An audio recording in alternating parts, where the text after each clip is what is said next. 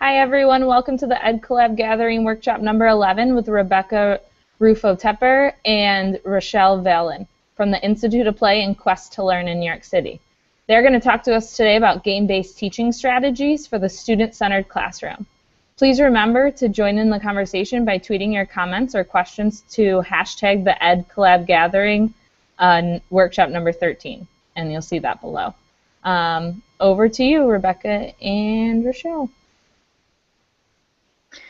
Thanks, Kelsey.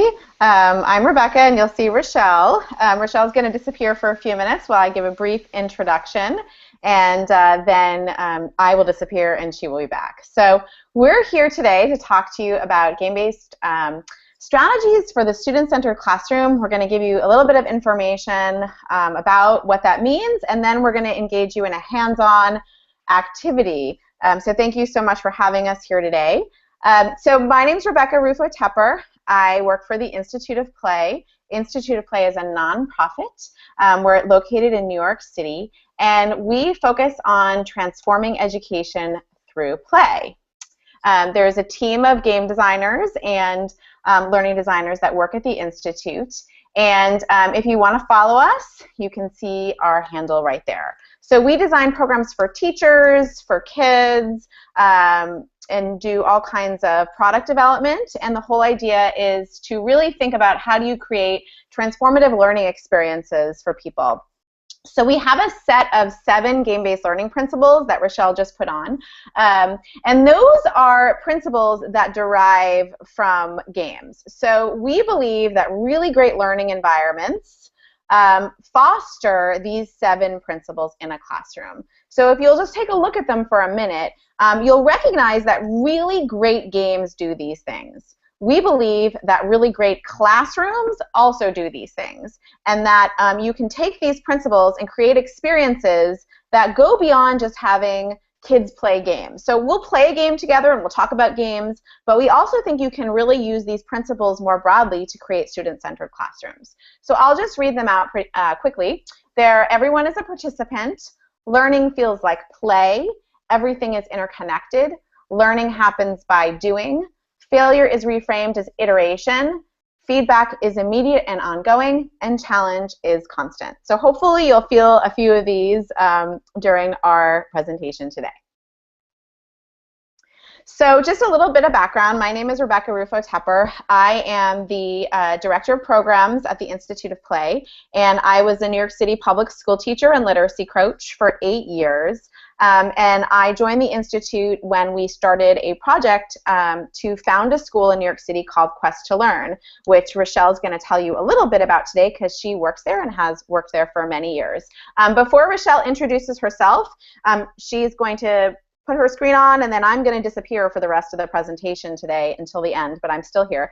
I just wanted to say that you should be following, you can tweet. We're going to be asking some questions today, so I'm just going to disappear and remind you all that you can use hashtag the Ed Collab Gathering lucky number 13, and then you also can use the hashtag TeacherQuest if you want, because the work that we're doing today all comes from the TeacherQuest program. Great. So thanks, everyone. I'm Rochelle. As Rebecca mentioned, I work at Quest to Learn. I am the guidance counselor and the wellness coordinator. Quest to Learn is a 6 through 12 school, middle school and high school, that is in New York City, and it's been open for about 7 years. And I have also been a guidance counselor for 9 years in total in the New York City system. So I just wanted to overview very quickly what we're going to be talking about and discussing today. We did an overview of Institute of Play that Rebecca shared for you and some of the work that Institute of Play has been engaged in, and I'll share one of their largest projects, which is a little bit about the school, Quest to Learn. We're also going to discuss the game-like learning approach. So what does it mean to incorporate games into the classroom? We're going to play some games, and we're going to share some games that we've created that you can also incorporate in your classroom. And we're going to talk about how to design really effective learning games. And then we're going to leave you with some tips that you can use in your classroom to start to incorporate game-like experiences and play into your content and into your classroom. So I just wanted to share a little bit about Quest to Learn and some of the work that we do. So as I mentioned, Quest to Learn is one of Institute of Play's largest projects. It is 6 through 12. And our teaching at Quest to Learn really is focused around game-based learning and systems thinking. So our teaching model really supports the curriculum through those game-like experiences.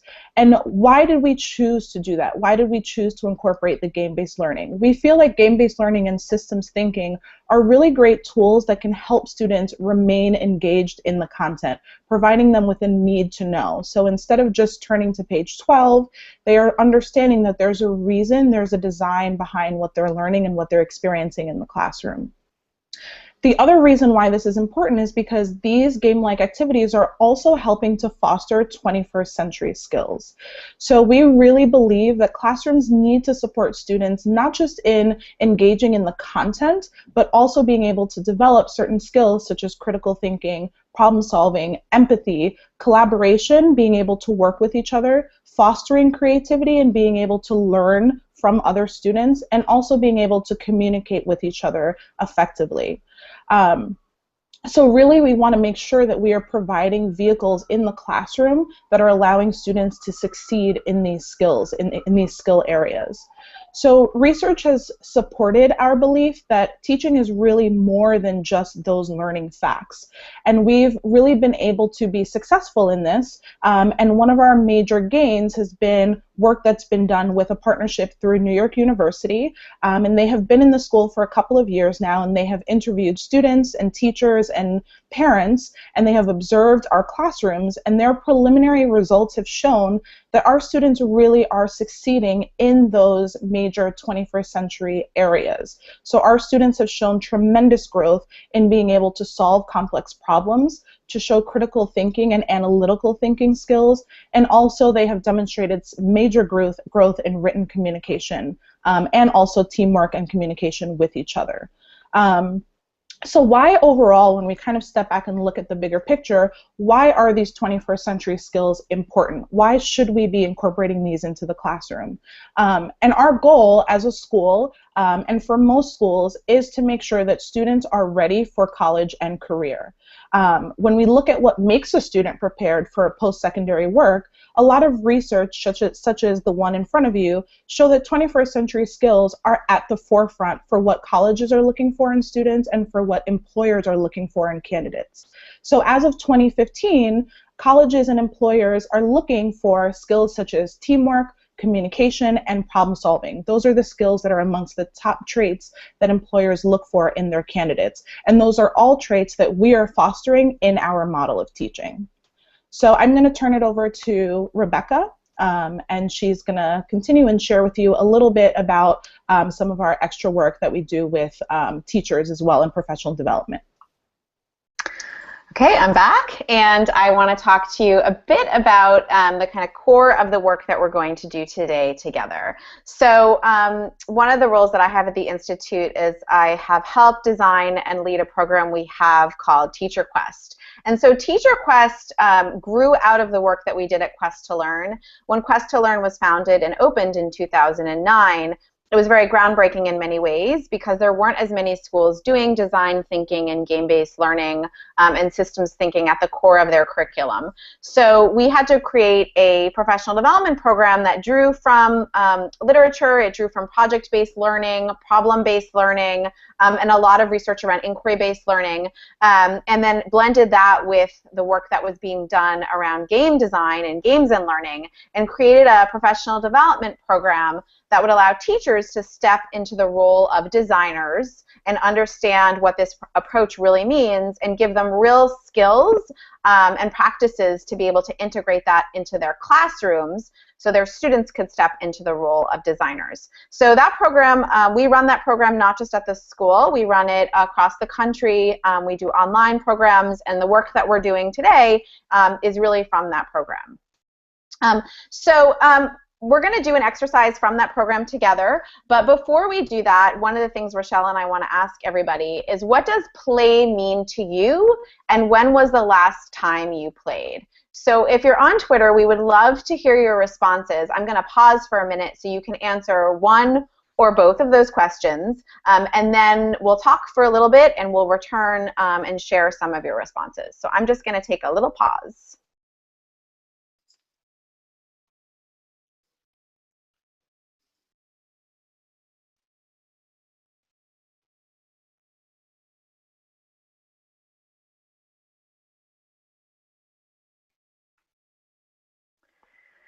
Okay, so I'm going to start talking again. If you haven't had a chance to respond, please feel free to continue to do that. And I'm going to give a little bit of an overview about the sort of more academic definition of play. So one of the things to know about play is that it can be thought of as this sort of state of being. It's this space where what you're doing isn't extremely hard, so hard that you can sort of tune out, nor is it really boring. So one of the misconceptions about play when you talk about play in schools is that people think you're talking about something that's fluffy or just fun and easy. And anyone, and all of us have at some point in our life, been engaged in play, particularly if you look at young children, you'll recognize that they're actually not, they're actually very intellectually stimulated. And so we think that this is a great example of what classrooms should be like.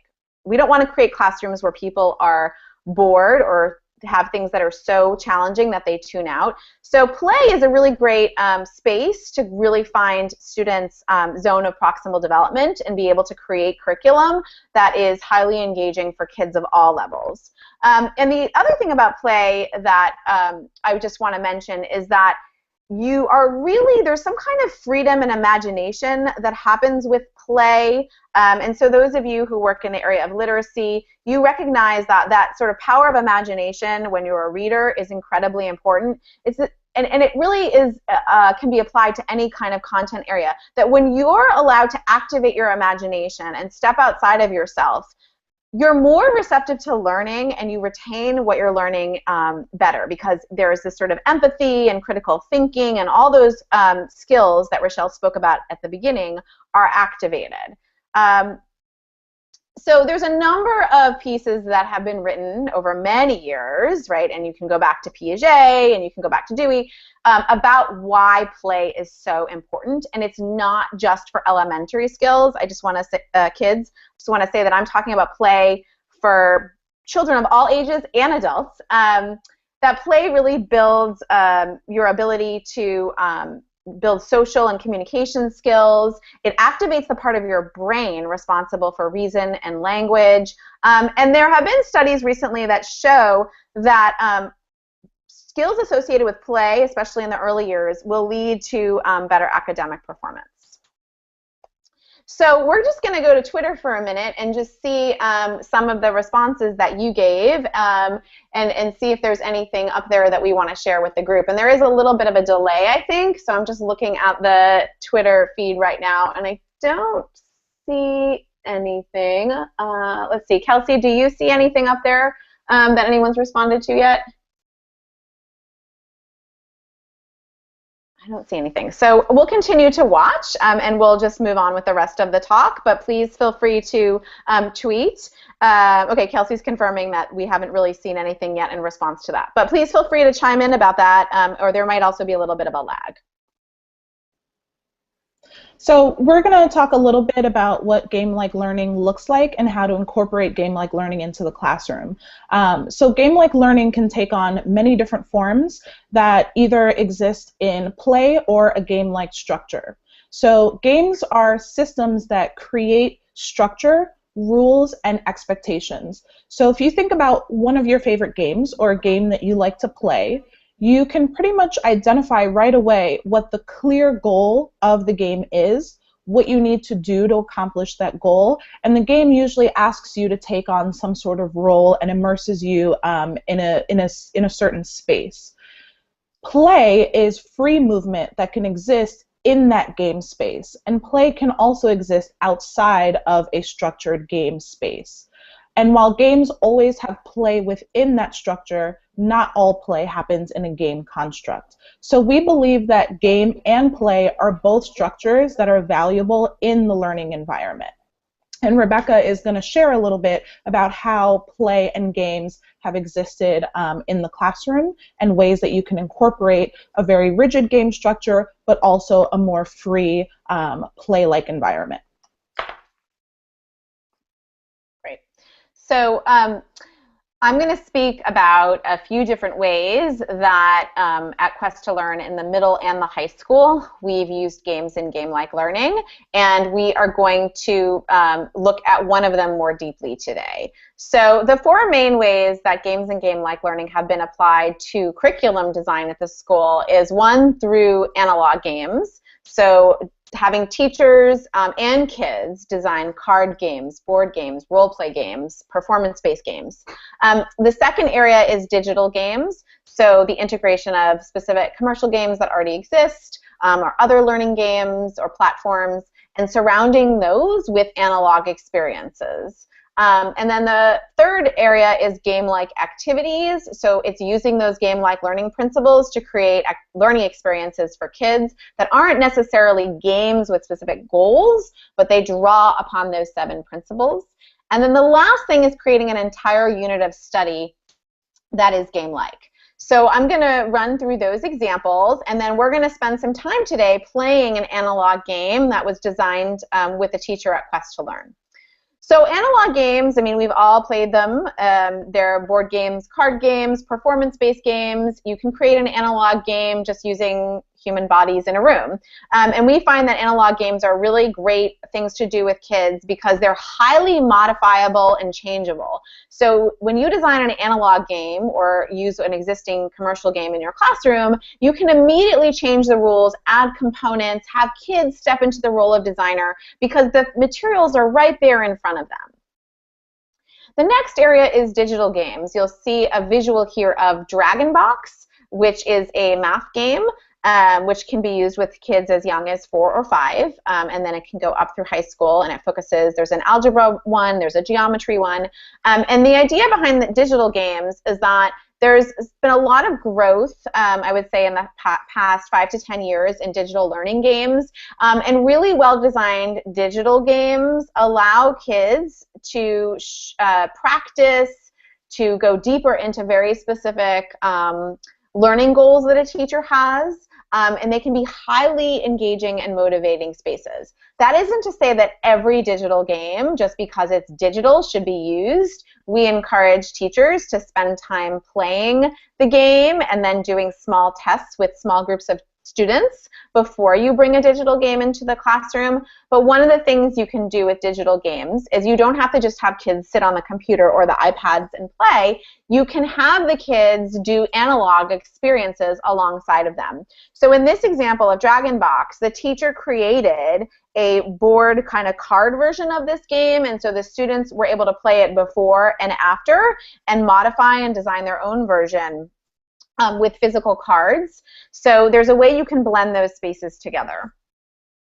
The next thing is game-like activities. So using those 7 principles, you can create activities and experiences for students that allow them to experience those 7 principles in action. So what you'll see here is an activity that a teacher does at Quest to Learn in the 6th grade as part of a human biology unit. This is a cell city project where students design their own sort of city that is a model of a human body cell. So they have like a nucleus and a mitochondria, and they have to move through the design process, and they have to come up with a whole aesthetic for it and materials. So this group did a Lego version. We have had Candyland versions. We've had all kinds of different sort of takes on what this means, and the students have to enter their cell city into a competition. So it's a very game-like experience. It is not a game in the traditional sense, but equally as powerful. And then the last example I want to give is a game-like unit of study. So this is when a teacher takes a unit of study that they teach, and they use those 7 game-like learning principles to design an entire unit that feels like a game. So one example I like to give comes from an 8th grade classroom it's an English class, and it's called Point of View. And in this classroom, the teacher decided to do a unit of study on dystopian fiction. And she came up with the idea that she would kind of model the whole unit on the Hunger Games. So she called it the Writer Games, and in the very beginning of the unit, which at Quest we call a mission, the teacher came on the stage, and she had a sort of costume on, which I'll share with you in a minute, and the kids watched a trailer of the Hunger Games that she had edited so that it made them feel like they were being put into this sort of competition, and it was very dark, and they didn't know why they were there in the auditorium, and it was the entire 8th grade class, and they learned that they were going to be participating in, and I think a lot of people here have probably seen the Hunger Games, this reaping, where like she would put them in book groups, and they would have all these different tasks they had to do, and they would do these Socratic seminar discussions, and some days she would have these Socratic crackdowns where like they weren't allowed to do certain things, and so they would really dive into sort of this dystopian world.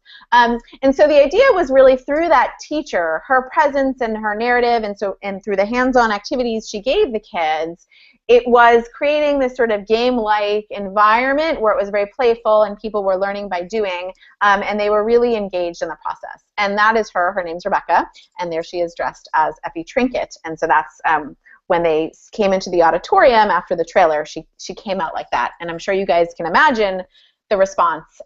One thing about game-like learning is that not everyone would want to do this, and so we work very closely with teachers and have them think about, you know, what is it that you want to do? Do you want to dress up as Effie Trinket, or maybe you want to do like a TED Talk? So we try to think about what is it that will engage kids and activate the passion of the teacher so the teacher really feels themselves in that designer role. So we're going to get playing. And if you do not have any tools in front of you, you can take a minute to get a piece of paper and a writing implement, and you will see up on your screen a mind warmer. So we're going to take about a minute or two, and on your piece of paper you are going to follow the instructions that are on your screen, and when you're done you can tweet your picture to hashtag the EdCollab Gathering number 13. So take a few minutes. On a piece of paper you're going to draw out the directions you see on your screen.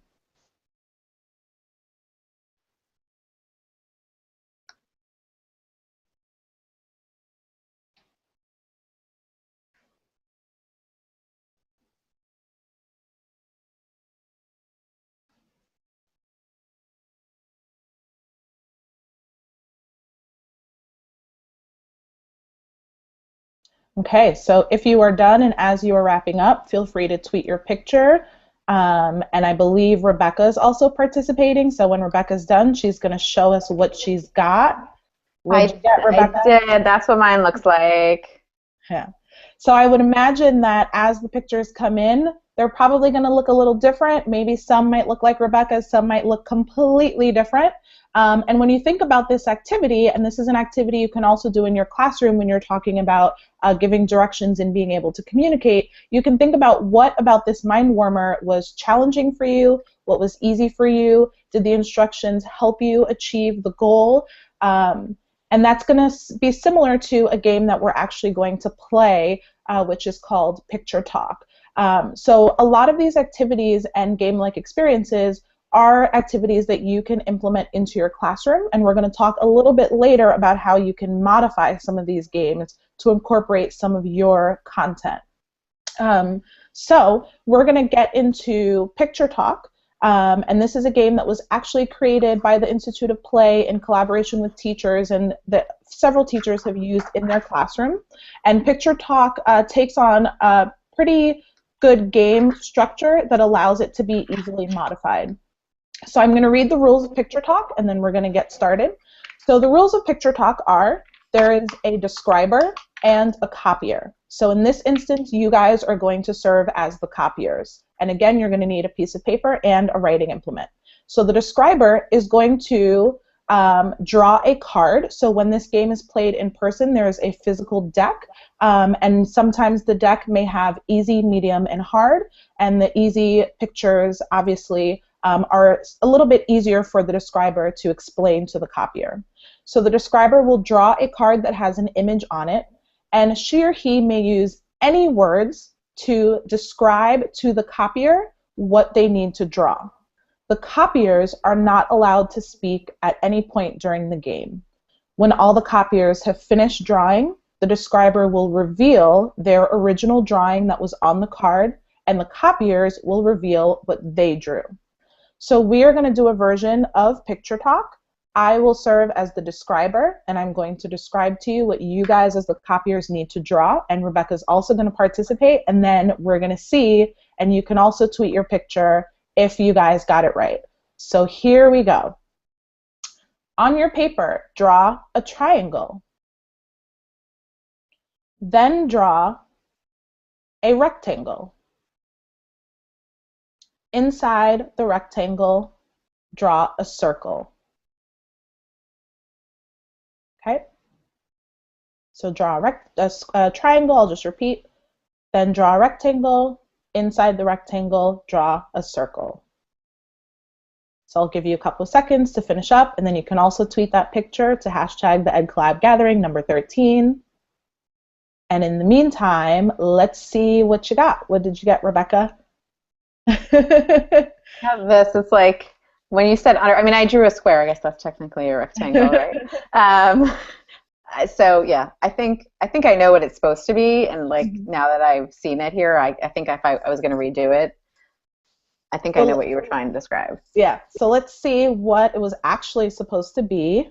Okay, let me get that up there. It's so good that I didn't look ahead. Yep. So it was supposed to be a house. So again, when we're participating in this, you can think about, and this is a conversation you can have with your students in the classroom, what about the way the describer was talking? So what about the way that I was talking either helped you or hurt you to be able to draw this image? Was I not giving clear directions? Did I not specify the direction or where on the paper your shapes were supposed to go? And what was it like for you as the copier, not being able to talk or ask clarifying questions? So this is an awesome activity to do when you are teaching expectations, and when you're learning about communication, and being able to show empathy for others. So we're going to play Picture Talk again. As I mentioned, this structure is very good for modifying, and we're going to stick with the same rules of Picture Talk with one describer and copiers, but this time the modification or the change we're going to make to the game exists in the things that you can or cannot say. So Rebecca is going to serve as the describer this time, and myself, I will be the copier along with you guys. And Rebecca is going to describe, but she cannot use any word that serves as a directional instruction. So for example, she cannot say, draw a triangle on top or above the rectangle. So again, you can take a piece of paper and a writing implement. Rebecca's going to be the describer, and we're going to get started. Okay, and I'm going to leave those, you're not going to see me, I'll leave those constraints up there so you can yell at me through your screen if I get it wrong, or you can just go, ah! I usually do 3 strikes if we're in person, but you can do whatever you want. Okay, so here we go. Draw a rectangle that is longer than it is wide.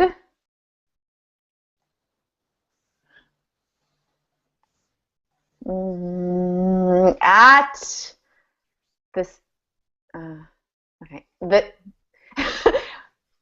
at the center of that rectangle, draw a circle that is 1 to 2 inches from each edge,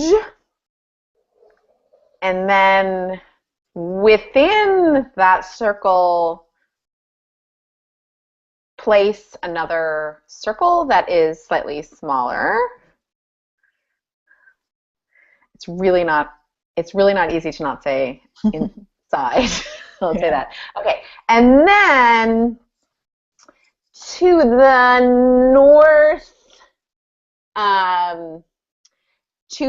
northeast corner of that rectangle, draw a similarly shaped rectangle, but small, like it was a ice cube sitting in the northeast quadrant of that rectangle. Okay. I think that's as good as I can do. Okay. So we'll take a couple of seconds. You guys can tweet your photo, and I think I'm ready to show mine. So this is what I got. Is that close? That is, yeah, that is close. So I don't know what that means, that you're a good listener or follower along, or if my directions were just superb. I'm an excellent communicator. So there you go. So that's what the card awesome. Has.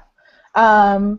So actually, I would say that you are a good describer, and this is not because I have played Picture Talk before, but another conversation you might want to have if you're doing this activity in your classroom is to start to talk about how the modification changed the game.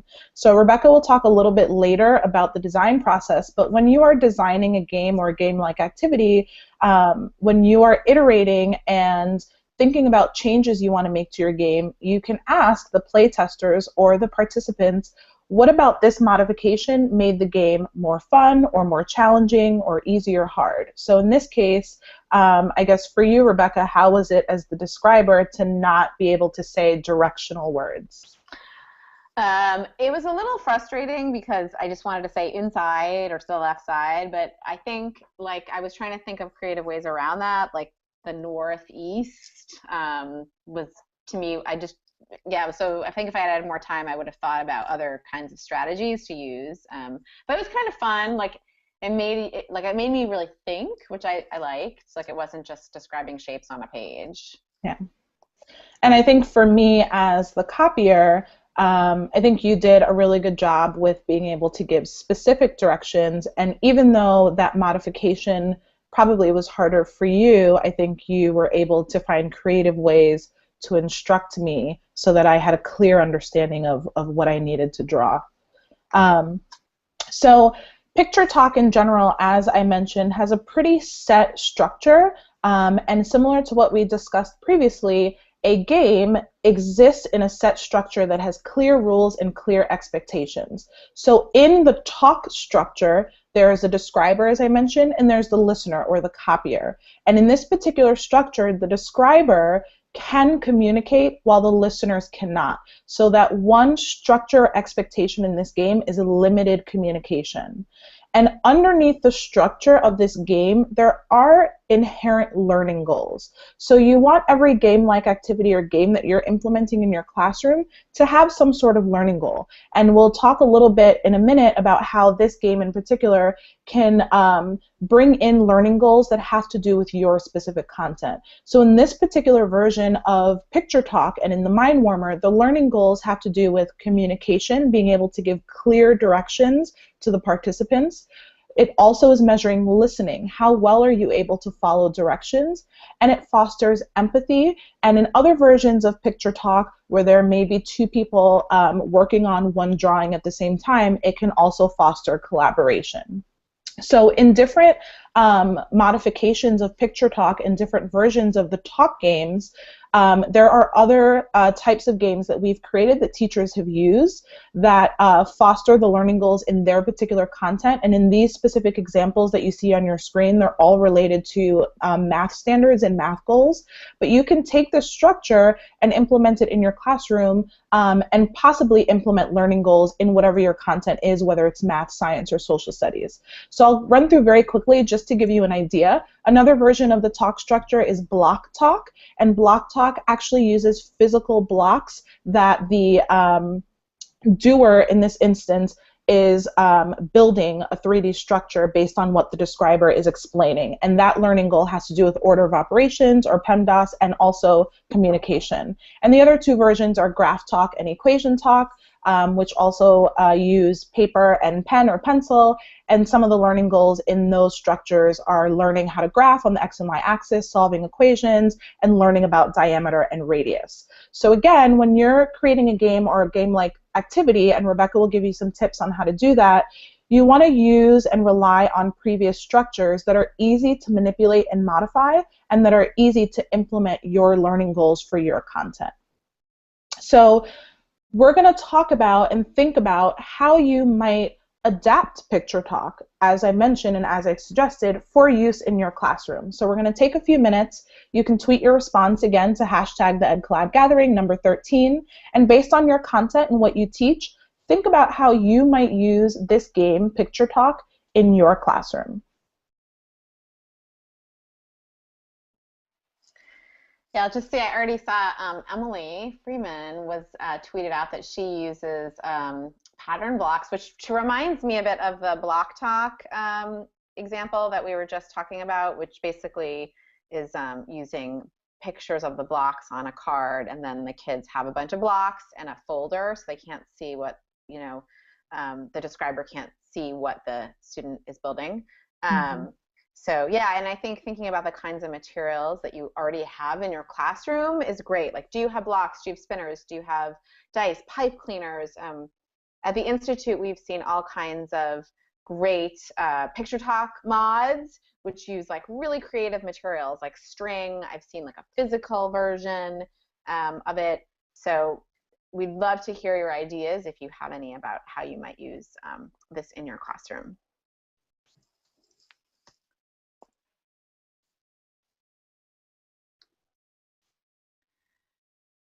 Okay, so continue to tweet and tweet afterwards as well. We always love to hear the different Picture Talk mods people come up with and how you might actually have kids modify Picture Talk. And I will just say for a minute, because the ones we gave are all math, like ELA teachers that I've worked with have often thought about how you could use Picture Talk in a way where it's very much about describing a setting. So for example, if you had a snowman picture on a card, you might really evoke this sort of moment around that snowman with the snow falling and it's cold and there's hot chocolate and I'm wearing a hat. And so you can use it in lots of different ways. So if you had an idea about how you wanted to use Picture Talk and you said, I wonder if I could use it this way in my classroom, the first thing we would say, and to use this game or any game, or if you were going to design a game from scratch, is to always begin with thinking about what is it your students need and what is it that you want them to kind of gain from this activity. So in game design or any kind of design, empathy is a huge part. You know your user. And if you're a teacher, I mean, for users, really your students, that's who you're designing your curriculum for. So think about what they need. Is it collaboration, communication? Is it a specific content area skill around literacy or numeracy? But identify what that learning goal is. What is it they should understand, know, be able to do? And then you can think about a game that you've played that already might fit that. So for example, we've had a lot of teachers modify games like Taboo and Scattergories, and math teachers have used things like poker. And then there's also all those kinds of performance-based games, like there's a game called Werewolf. I don't know if anyone's played it, but I love that game. And so I've seen a teacher who is teaching 1984 use that game to talk about sort of suspicion and paranoia and those kinds of things. So if you think of a game that already exists, that's the easiest space to step into a game designer role, like modify something that you feel like you could tweak so that it would meet your needs. And then the third step would be to work with a team. We cannot stress this enough. And like Rochelle and I designed this presentation together. Like anytime we do design-based work, it is very important to find a partner, somebody you can work with to test ideas together. We believe collaboration is core to creativity and innovation.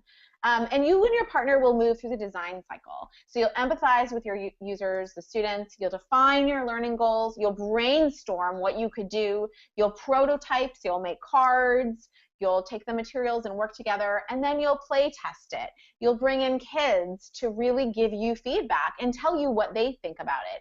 And then when you're ready, you might bring it to your full classroom. And if you want students to do game design, you can use this same cycle with them. And the reason why we have teachers move through it is because we think if you are an adult and you want kids to use the design process, you have to first feel very comfortable with that process on your own. So that's why we, in our programs, Teacher Quest program, we always have teachers design their own games. And whether you use the game that you come out of it with or not, it's almost like secondary to the fact that you've gone through a process, and that process empowers you to do more. So we were just going to go back to the question if anybody had ideas on how they might use Picture Talk in their classroom. And there are a few pieces of feedback on the Twitter feed right now. We shared the one about pattern blocks, and some people talked about how they really love the idea of using analog games because they're so modifiable. But I don't see any specific ideas that we can share right now, but I encourage you to keep an eye on the Twitter feed and see if there's any things that pop up about how to use Picture Talk, because we believe your best resource is actually each other.